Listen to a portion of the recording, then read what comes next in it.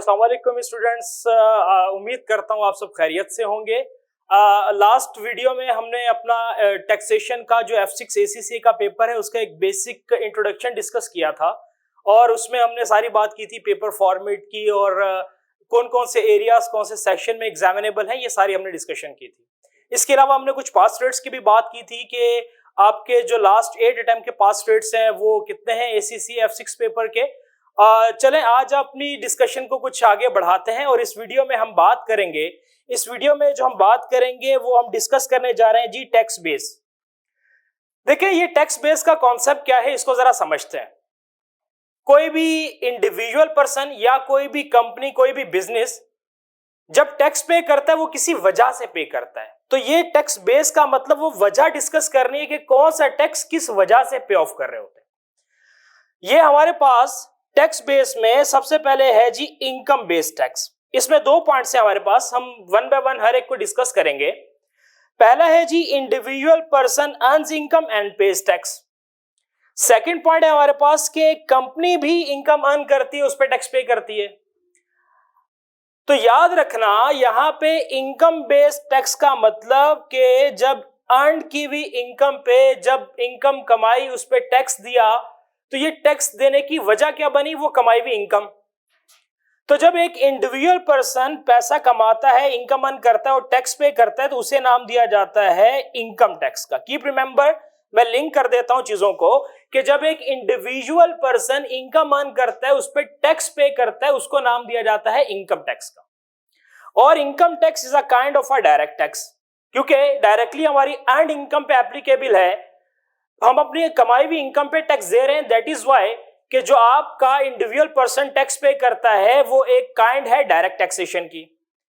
Same case for the company, एक company भी income earn करती है और उस पर टैक्स पे करती है, लेकिन जब एक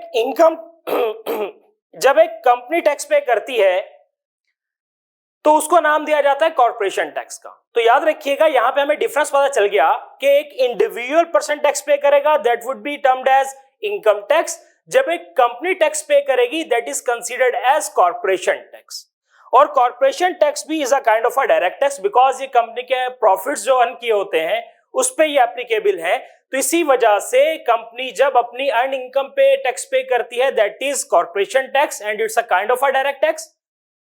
same goes for individual persons, जब individual person income earn pay tax देता है that is termed as income tax और ये भी एक डायरेक्ट टैक्स की टाइप है।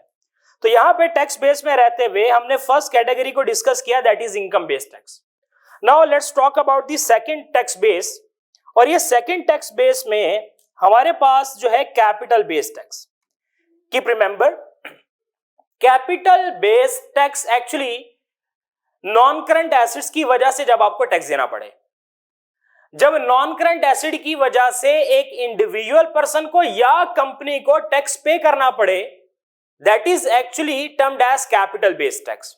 अच्छा जी, इसमें अगर हम रहते हुए बात करें तो कैपिटल बेस्ड टैक्स में भी 2 तरह की चीजें, एक disposal of non current asset और दूसरा transfer of non current asset. Disposal of non current asset का मतलब कि selling non current asset by, ये कोई भी बेच सकता है, इंडिविजुअल भी या कोई कंपनी भी। यानी कि जब एक कंपनी या इंडिविजुअल पर्सन जब कोई नॉन करंट एसेट डिस्पोज करेगा उस वक्त जब टैक्स पे करना होगा उस एसेट के बेचने पे यकीनन कुछ प्रॉफिट या गेन हुआ होगा, तो उस वक्त जो टैक्स पे ऑफ हो रहा होगा on the disposal of non current asset that would be termed as capital gain tax. And capital gain tax भी is a kind of a direct tax. Why? Because ये भी हम किस पे कर रहे हैं, या हम उस अमाउंट पे कर रहे हैं जो नॉन करंट एसेट बेच के हमने गेन कमाया उस पे टैक्स पे करना है, वो बेशक इंडिविजुअल ने पे करना है या किसी कंपनी ने, that would be termed as capital gain tax. और इसके बाद अगर हम यहां बात करें, अब देखें यूके में क्या है कॉन्सेप्ट है कि भाई जब एट टाइम ऑफ डेथ एक पर्सन की पूरी स्टेट उसके बच्चों को, वाइफ को या दूसरे लोगों को जब ट्रांसफर होती तो उस टाइम पे भी एक टैक्स एप्लीकेबल है, यानी कि transfer of non current asset in life और एट टाइम ऑफ डेथ। तो डेथ के वक्त या लाइफ, ड्यूरिंग लाइफ अगर कोई एक बंदा कोई एसेट ट्रांसफर कर देता है किसी दूसरे पर्सन को अपने स्टेट ट्रांसफर कर देता है, उस वक्त भी एक टैक्स एप्लीकेबल है, that is termed as inheritance tax. और इनहेरिटेंस टैक्स ना तो डायरेक्ट टैक्स है ना ही इनडायरेक्ट टैक्स है। डायरेक्ट टैक्स की हमने बात की थी कि जो अर्न्ड की हुई इनकम पे टैक्स पे ऑफ करना पड़े, that is termed as the direct tax.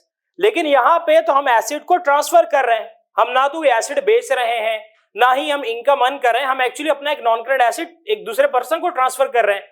तो उस वक्त का जो टैक्स होगा that is termed as inheritance tax. और inheritance tax is another kind of tax. तो एग्जामिनर ये भी 2 मार्क का क्वेश्चन पूछ लेता है, एमसीक्यू सेक्शन ए में नॉर्मली इस तरह का सवाल आता है कि बताओ कि भाई कौन सा टैक्स डायरेक्ट टैक्स है, कौन सा इनडायरेक्ट है और कौन सा कोई भी टाइप नहीं है। तो keep remember, income tax is a kind of a direct tax, corporation tax is direct tax, capital gains में disposal of non current asset पे capital gain is a direct tax. लेकिन जो इनहेरिटेंस टैक्स है, जो transfer of non current asset हो रहा है in life और एट टाइम ऑफ डेथ, तो वो आपका नीदर काइंड ऑफ टैक्स है, वो ना ही डायरेक्ट है ना ही इनडायरेक्ट है। टैक्स बेस में रहते हुए मजीद कुछ बात करते हैं गुड्स और service tax. Now what exactly do mean by this goods and service tax. देखें, आप और मैं डिफरेंट तरह की सर्विसेज कंज्यूम करते हैं, डिफरेंट तरह की गुड्स कंज्यूम करते हैं। पाकिस्तान में इसका नाम है जीएसटी, जनरल सेल टैक्स। और पाकिस्तान में तो इनफैक्ट इसको बाइफरगेट किया हुआ है, जो गुड्स का टैक्स है वो एफबीआई डील करता है, जो सर्विसेज का टैक्स है, जो इनडायरेक्ट टैक्स ऑफ सर्विसेज है, वो हर प्रोविंस अपना अपना अलग डील करता है। जैसे मैं बात कर लूं, एग्जांपल दे दूं कि सिंध में अगर कुछ सर्विसेज का टैक्स है तो वो सिंध रेवेन्यू बोर्ड डील करता है, और पंजाब में पंजाब रेवेन्यू अथॉरिटी है। इस तरह केपीके और बलूचिस्तान की अपनी अलग अथॉरिटीज है। कीप रिमेंबर, ये पाकिस्तान के हिसाब से बता रहा हूं, पाकिस्तान में जो प्रोविंशियल अथॉरिटीज हैं वो सर्विस टैक्स को डील करती हैं, लेकिन जो गुड्स का टैक्स है वो पाकिस्तान में पूरा एफबीआई डील करता है। यहां पे जो गुड्स एंड सर्विसेज की कंजम्पशन पे हम जब कोई टैक्स पे कर रहे होते हैं on the consumption of goods और सर्विसेज, और इसको नाम दिया जाता है वैट का, वैल्यू एडेड टैक्स, और पाकिस्तान में इसका नाम है जीएसटी, जनरल सेल टैक्स।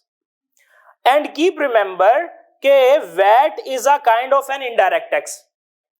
तो याद रखिएगा, corporation is direct tax, income tax is direct tax, capital gain is direct tax. Number 4 जो इनहेरिटेंस पड़ा वो कोई भी ना डायरेक्ट है ना इनडायरेक्ट है। और नंबर 5 जो हम बात करें अपने पास वैट की या जीएसटी की, सो ये एक इनडायरेक्ट टैक्सेशन की टाइप है। अब मैं थोड़ा सा और कंक्लूड कर दूं, ये जो वैट का एरिया है ये आपका सेक्शन बी में एग्जामिनेबल है, और ये सेक्शन बी में कितने मार्क्स का आता है जी? 10 मार्क्स का। अगर मैं ऊपर मूव कर जाऊं, हमने यहां पे बात की थी इनहेरिटेंस टैक्स की, तो ये भी आपके पास actually section B type question है, और ये भी सेक्शन बी में 10 नंबर का कंफर्म F6 के पेपर में सवाल आता है। अगर हम कैपिटल गेन टैक्स की बात कर लें तो कैपिटल गेन टैक्स भी सेक्शन बी में 10 नंबर का सवाल आता है। और अगर मैं back to previous slide move करूं तो इनकम टैक्स का जो एरिया है ये सेक्शन सी में 15 नंबर का एक कंफर्म क्वेश्चन आता है। और इस तरीके से corporation tax is also examinable in section C, और ये सेक्शन सी में ये 15 नंबर का कॉर्पोरेशन का क्वेश्चन भी आता है। सो हमने यहाँ पे आज की इस वीडियो में टैक्स बेस सीखा और उस टैक्स बेस को लिंक कर दिया कि किस तरह का क्वेश्चन हमारे कौन से सेक्शन में एग्जामिनेबल है। इंशाल्लाह आप अगली वीडियो में आएंगे तो हम इस तरह की मजीद कुछ बात करेंगे और देखेंगे कि हमारी और क्या क्या चीजें एग्जामिनेबल है, और हम अपना एक एरिया स्टार्ट करेंगे जिसमें हम फॉर्मली अपना पढ़ना स्टार्ट कर देंगे। इंशाल्लाह मिलते हैं नेक्स्ट वीडियो में। Take care.